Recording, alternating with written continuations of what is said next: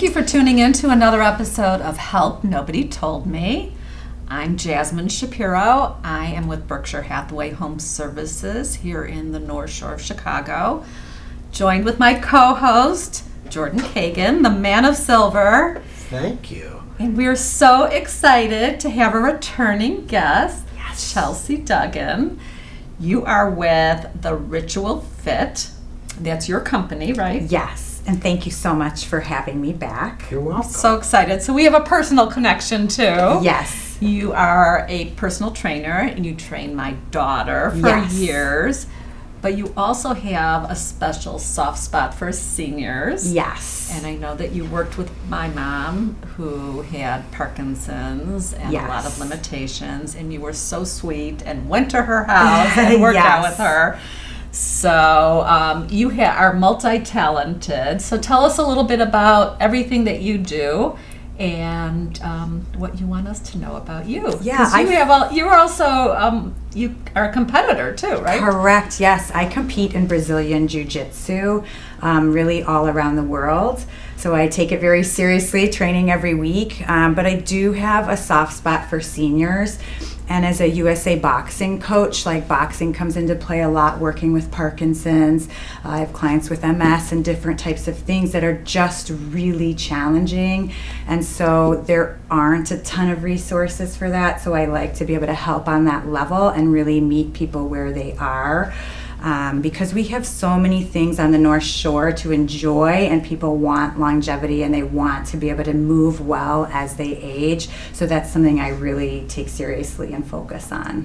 Yeah, and you were just in Portugal, right? Yes, competing. Yes, I competed. This was my third year competing in the European IBJJF Jiu-Jitsu Championship. Very cool. Yeah. Friend of mine from Northbrook is now living in Portugal with her husband. That his career work brought him there and their family. Yeah, it's beautiful It's there. I think it's last year. I think it was the top tourist country in the world, or something like that. It is very accessible there, and everybody's friendly. The food is good. It's easy. Yeah. All right, so let's talk a little bit about some of the noise in today's world, the wellness trends. There's all kinds of trends. Things are overhyped. You go on social media, you get all these different stars promoting things. Talk to us a little bit about your feelings of all of this. There are so many things right now in the wellness space, and we're really moving away from things that are hacks, and we're moving into things that are simple, repeatable habits, things that you can really adopt and do over and over again. You want to see consistency over intensity, especially as we're aging. We're not going to be trying something new every day, but we want those habits that we can really lock into and make a part of our day-to-day lifestyle. We're also seeing a push towards more recovery over just priority of training. So the old motto of sort of like work hard, play hard, we're adding that recover well into that piece. So when you think of like people saying like you have a day off of training, like train a few days and take a day off. We're not really taking a day off, we're taking an active recovery day, which is perfect for us on the North Shore as spring is coming. It's so beautiful out. Get outside, go walk to the lake. That is what we're really looking for that active recovery piece. And we also want to really focus on our nervous system regulation. That's really key because, if you watch the news and you get a little wound up about some of the craziness happening in the world, and we forget like how lucky we are to be on the North Shore, what a beautiful area it is, but we get caught sometimes in the noise and the honking and in a hurry to get somewhere, and we really want to try to bring our nervous system back down, regulate it a little bit. We can do that in a lot of ways, but things like meditation or deep breathing exercises, things that can help. And then when we're talking about wellness, we're really seeing people investing in the things they're going to use. I think you hear the typical like, oh, I bought a Peloton and now I hang my clothes on it. That's me. And so that was a COVID purchase. Yeah, for sure, which was probably great at the time, right? Was. When there weren't a lot of options. But if it's not going to fit into your daily life, people are dropping it. So we really want to focus on what we're going to use consistently. Well, when you talked about like the nervous system, is that something new? So I mean, I know people did yoga and stuff for years, but now I feel like there's a lot of focus on your wellness and nervous, yeah, nervous I think system. one of the hardest things is we talk a lot about stress. And that word gets thrown around in different ways. I'm sure you see it of the stress of buying the right house right when it goes on the market. It's my stressful. gosh, You got to be yes. first. You got to have a great agent. There's so many pieces Yes. of that puzzle. But what we really see in terms of stress is that underlying buzz. We used to have, and I'll go back to jiu-jitsu for this, but sort of the fight or flight response. I'm going to fight for 5 minutes in my match, and then when the match is done, that response can calm back down. So that's what we really want from our nervous system, is it being able to turn on and turn off when we're not using it. But what tends to happen, especially when we have our to-do list and we have all these things, is that our nervous system ends up buzzing all the time. And so that's what we're really looking to minimize and take out some of that stress. Okay, interesting. So like other than yoga and meditation, what are some, and you talked about the North Shore and nicer weather, maybe getting outdoors, some other good suggestions that you have? So there's lots of things that are really hot right now in terms of where we're seeing wellness trends going. So I'd love to take you through some of those things that are really Hot showing like up. sauna? I know exactly right. And that's my first one I'm going to talk about for sure. Sauna is massive, and it's going a couple ways, right? Like there's a sauna culture happening. So you're seeing it becoming more social, but also you're seeing it now in homes. Mm-hmm. There's great cardiovascular benefits to using the sauna. It's great for stress reduction. It's great for sleep improvement. And is this a regular sauna that you're talking about, or you can use both an infrared or a regular sauna depending on what's available to you, or some people have a preference of one over the other. And there's great, especially because of that sleep improvement, there's longevity connections. If you are not sleeping well, your body's not recovering well. We'll talk more about how to fix that. But you're not sleeping in the sauna. No, not generally. I just want to clarify. Not sleeping in the sauna. But what no. is infrared? You hear about it, but I don't really think anybody totally understands it. Yes, so we're kind of thinking of, if you think of sauna, a lot of times we think of like pouring hot water over rocks, and that's kind of your traditional sauna. Right, and it would be like steamy, or it could be dry. Or dry, sure, wet or dry Right. saunas, depending on what the preference is or how it's set up. Right. And then when you're talking about infrared sauna, now you're really talking about colored lights and the colored panels of the lights coming in from that infrared. So it's like a wavelength or a frequency. Okay. And that is then, depending on the frequency, is the depth in which it absorbs to your skin, into your skin, and that's where we're seeing those positive results. But it's not turning like up- a sun lamp. No, that's it's a little completely bit different. different. Okay. That's a little bit different, Okay. yes. And the infrared then is going to help kind of turn on production of things like growth hormone in your body, which also from good sleep is going to happen, but things that tend to slow down as we age. And the sauna is one of the highest sort of adherence wellness tools we have, because it is very easy to sit and relax a little bit. I do see a lot of people take their phones in there. The hot is not great for your phone. So it's sometimes a nice excuse, like I'll take my book and just sit quietly and kind of Can you read enjoy in it? Like yeah, there's it doesn't a light. Get, I mean, it's doesn't hot. get steamy or anything? No. So mine is an infrared, so it's not. It doesn't. Okay. It's not wet. It's a dry Dry, heat. okay. Yes.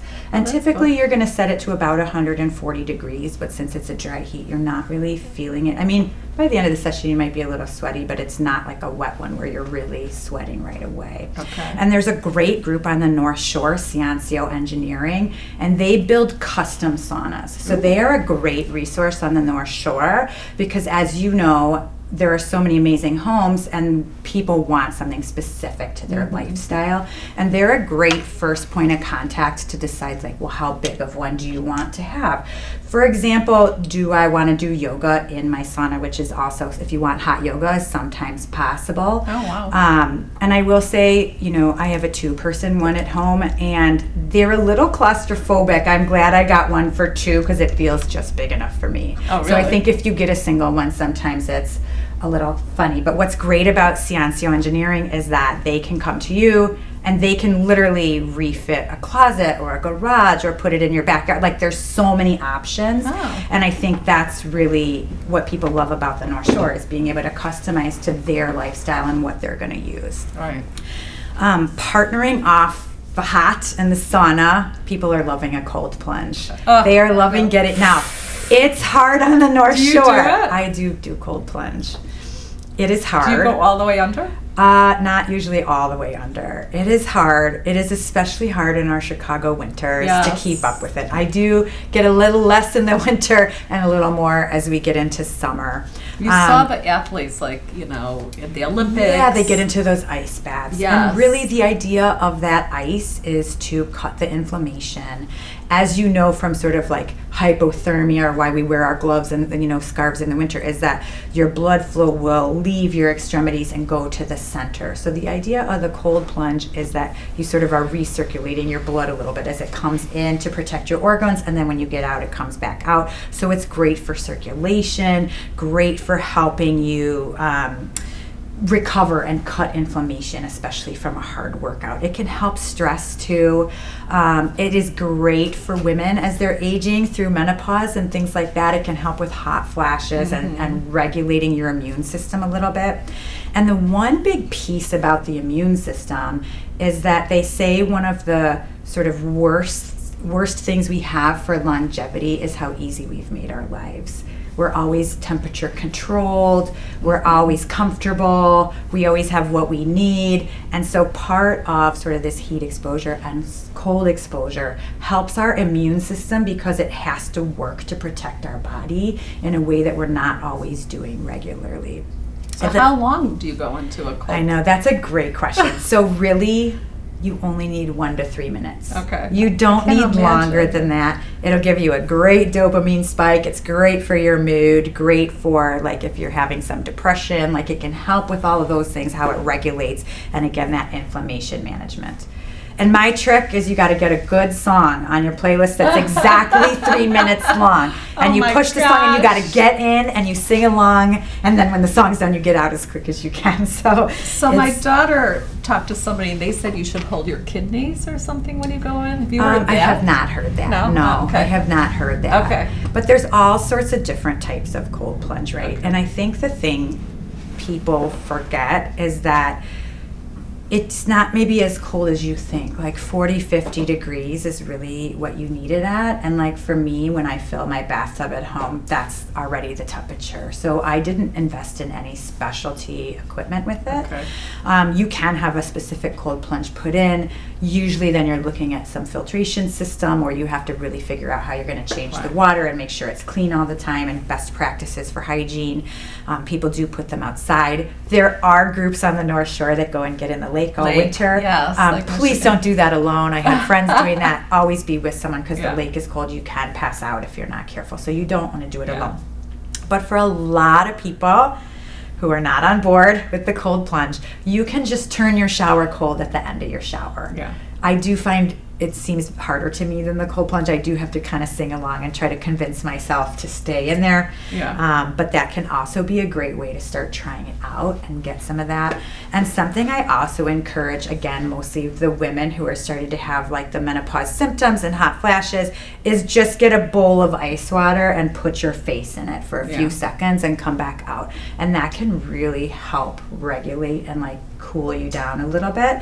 So if you're struggling with that, it can be a great partner. The cold plunge can be a great partner with your And sauna. that's an inexpensive way. For that, sure. Filling your bathtub, the shower, like that For doesn't sure. really cost you anything. Yeah, it's a great way to kind of start experimenting Yeah. with it and see. And what I will say, the one thing that's really nice, because the shock of why would I cold plunge when I live here in cold Chicago in the Yeah. winter, is that it makes you much more cold tolerable. So I find as I was cold plunging regularly going into winter, I was much more comfortable versus before, where I tend to get cold very easily. Now I'm a little bit more balanced with it. So it's a nice sort of immediate feedback response. Bathtub cold.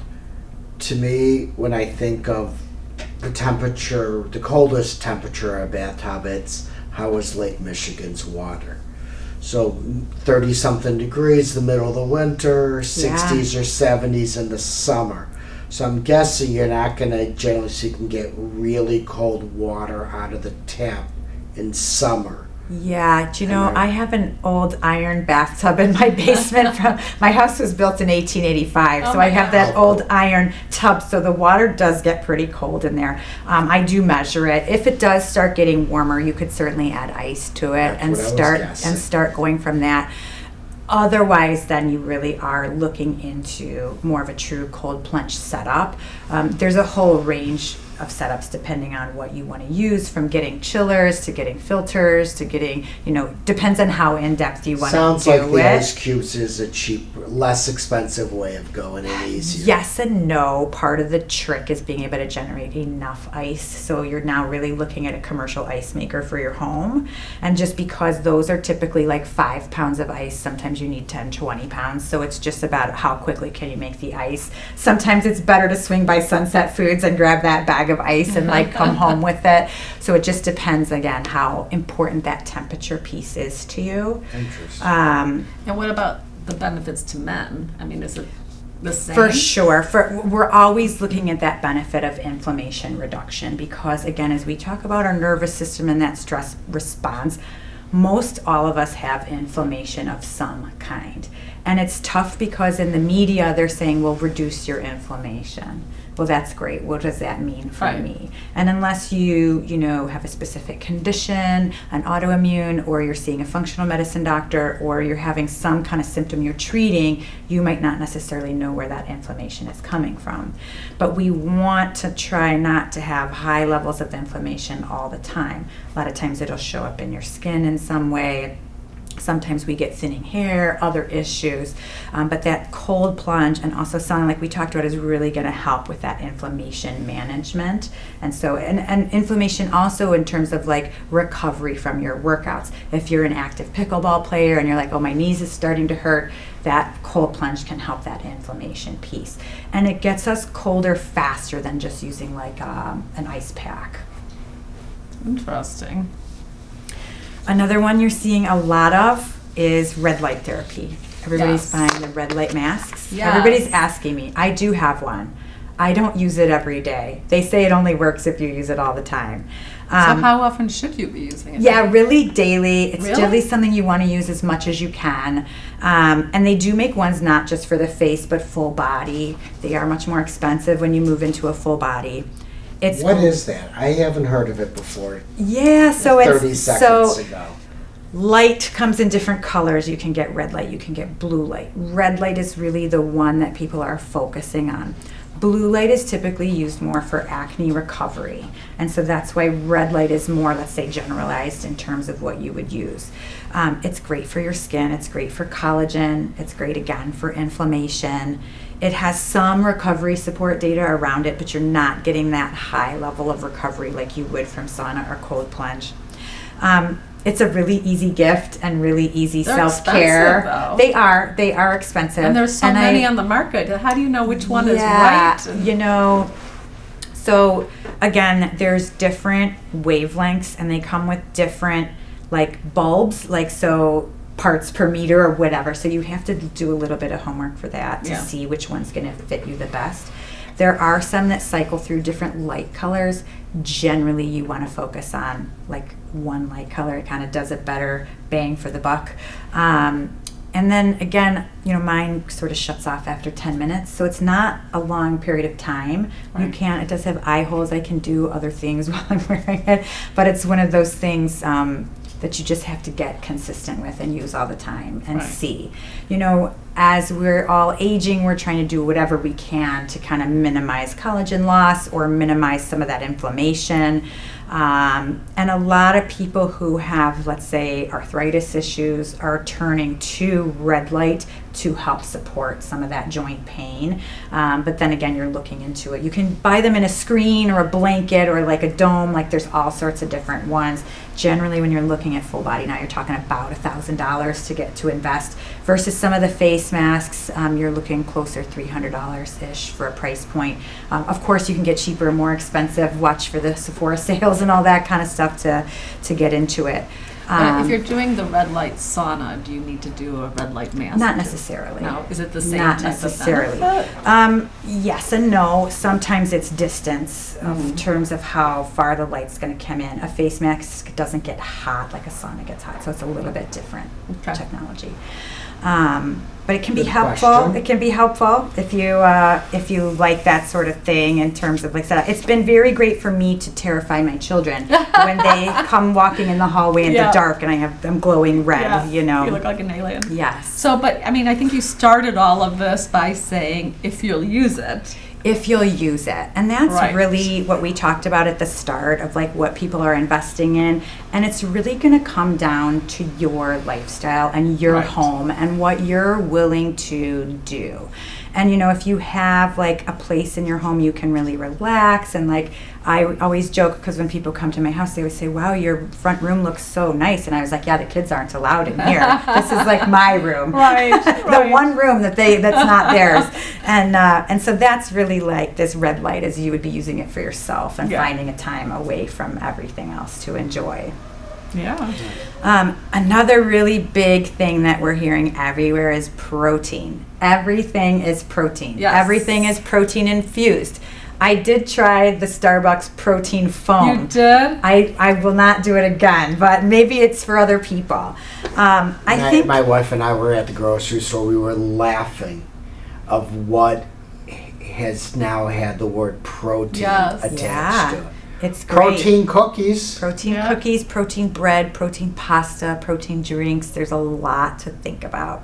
And what is it? Is it just protein powder that's added to things? So that's a great question, and you have to really read your ingredients. So if you're looking at like some of the Starbucks canned beverages that are sold in the supermarket, typically the protein source is bugs, but it's not listed directly as that. You've got to kind of know your ingredients a little bit.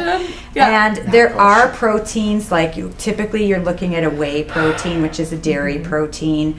There are also vegan proteins, which are typically pea or hemp protein. You can get beef proteins. There is one soy protein isolate, which I typically recommend people avoid. It's found in things like Cliff Bars. Listen, you eat a Cliff Bar here and there, not a big deal. If you're eating 10 of them a day, then it can become problematic. There's just studies, especially with women's fertility, that it doesn't always sit well. There's not a lot of studies in terms of maybe men's health effects, but it's just something that I would be mindful of. It's not my first choice, and I try to avoid it. So you're saying too much soy of anything for women? Soy protein isolate. It's just the protein, not just soy in general. It's the isolate specifically that's been tested, which is basically like as they isolate it out from the rest of the soy. And so it's it can be a little bit tricky that way. And so you really have to read your labels of what, and things like protein bread, 5 grams of protein bread probably already had similar to that. They're just using it as a marketing tool then to try to add it in. All right, so forget about the added protein marketing in products. Let's say you just want to make sure you're having like 30 grams of protein per meal, and you're doing it like through natural foods. Yeah. That's what is really, when they talk about protein, that's really what you should be doing, right? We are looking for clean ingredients as best as we can. It is much better to have a whole protein than it is to rely on a bar to get you that protein, especially because of how your body's going to absorb it a little bit differently. And what I always tell my clients is that, because they will freak out, I don't know how to eat 30 grams. Eat more of the protein you are already eating. So if you like eggs for breakfast, add 1 more egg in. If you like salmon, eat a few extra ounces.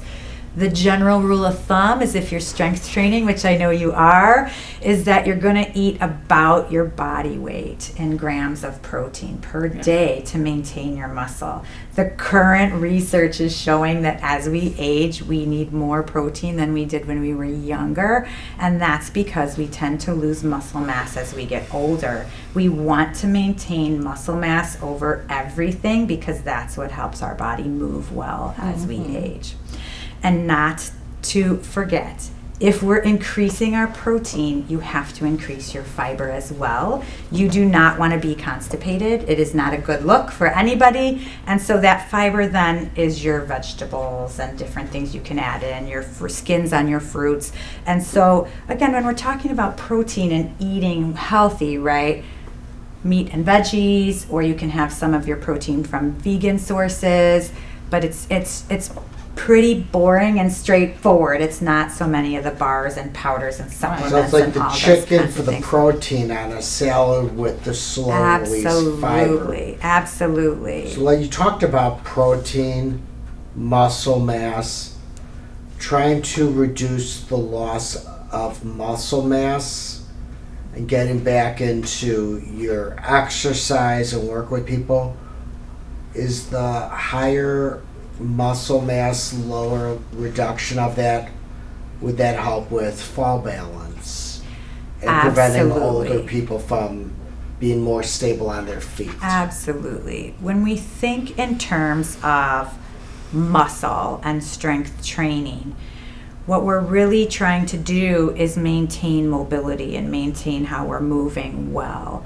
And if you don't have a lot of muscle, it is hard for you to lift and pull and move yourself. So even in sense, if you fall, it's hard to get up.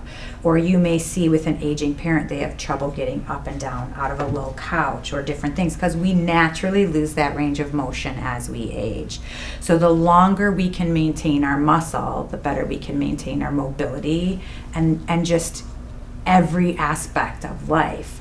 And you probably see this a lot of people looking for a ranch style home. They don't want to do stairs anymore. And or they're afraid that they're not going to be able to, like, for now sure. in this phase in their lives. For sure. And I really encourage my clients to take the stairs and do the stairs, because once you stop doing stairs, you will stop being able to do stairs. Yeah. And if that's the point you've reached in your life that you're okay with, fine. But if you're, on the North Shore, everybody's very active, they want to travel, try getting down those stairs at Glencoe Beach. You have to sort of train for it all the time. You want to play with the grandkids, you want to travel, you want to do those things. You've got to be active.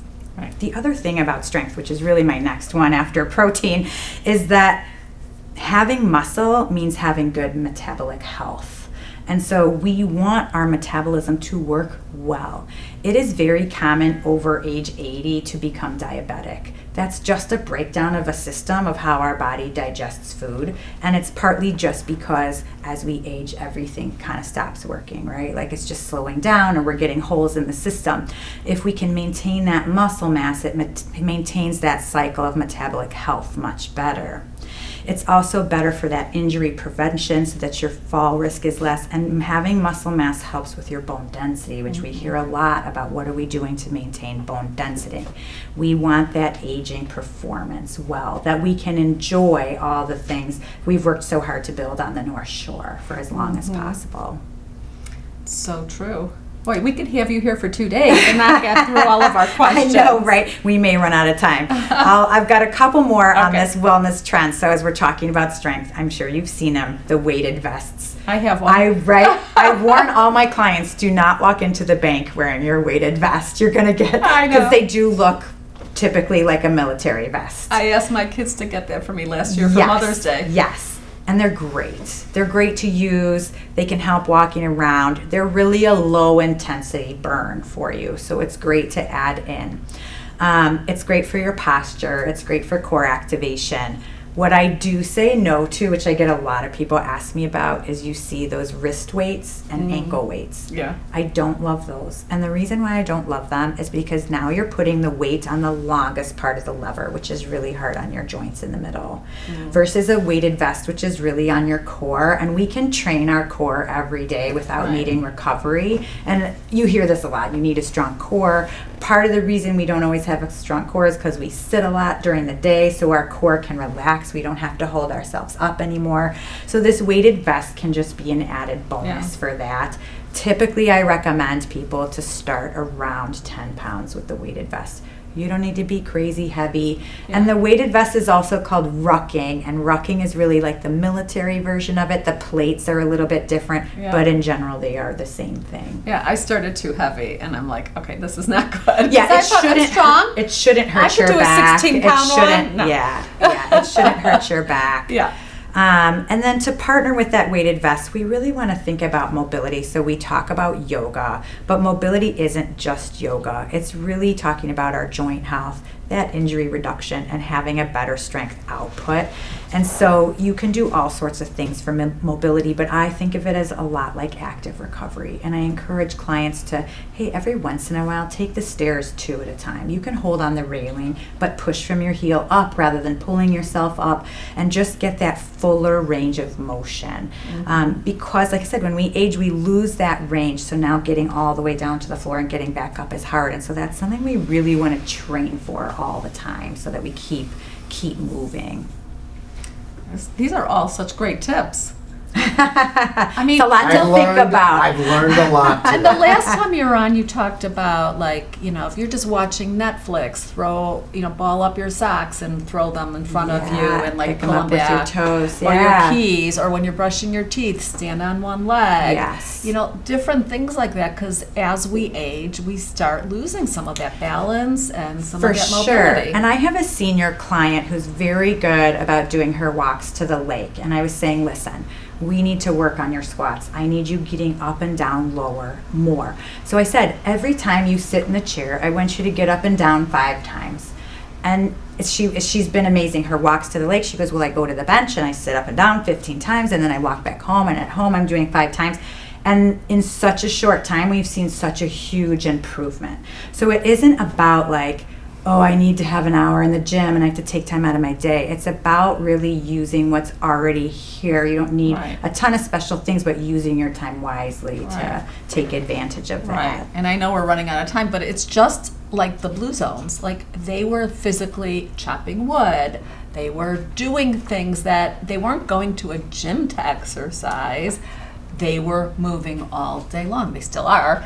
And that's why they're living so long. For sure. And we really do have sort of our own blue zones here on the North Shore. And really what the blue zone has really kind of taken or given us is community, that you're part of a social experience, that you're moving your body every day. You see this in Portugal and Europe. People are carrying their groceries upstairs, and they're walking all the time, which we have a great community of walking on the North Shore. So many great trails over at the Botanic Gardens, all those kinds of things.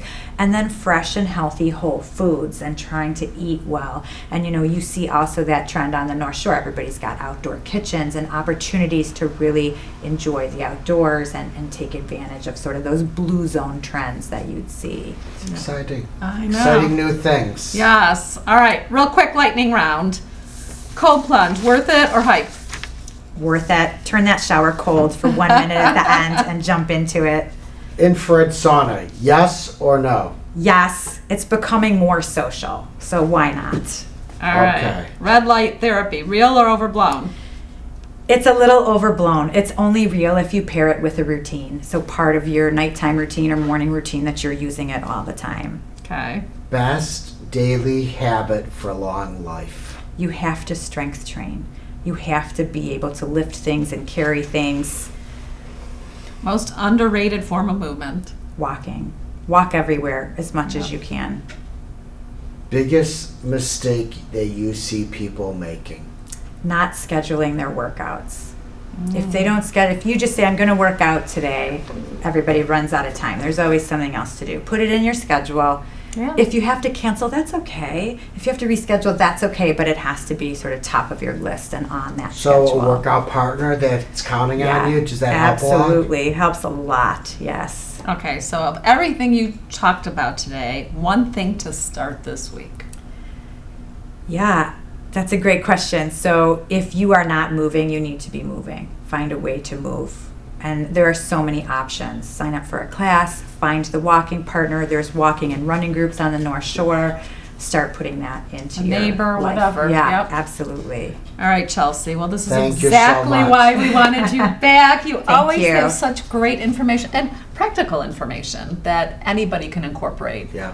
Thank So you. We Appreciate will you have having me. your contact information in our show notes if anybody wants to reach out to you to Perfect. get more info Thank or you. to train with you. Thank you. And thank you for tuning in. If you know anybody who might find this valuable, please share this episode with them. And tune in next week for another episode of How Nobody Told Me.